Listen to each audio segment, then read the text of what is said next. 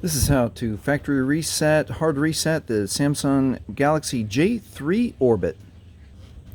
We're going to start with the Galaxy turned off, and we are going to hold volume up, the home button, and the power button all at the same time. I'm going to press home, volume, and power all at the same time. I'm going to wait until I feel the vibration and see the logo, and then let go.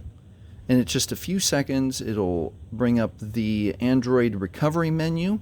Now with the volume is on this side, volume buttons, we're going to scroll and follow the on-screen instructions for wipe data factory reset. OK with power, and confirm. Yes. OK with power. And then we'll look down here and it will tell us when the data wipe is complete. And now we'll be able to reboot the system with power. And that is how you hard reset, factory reset, clean and wipe your Samsung Galaxy J3 Orbit. Thanks for watching. Please like, please subscribe.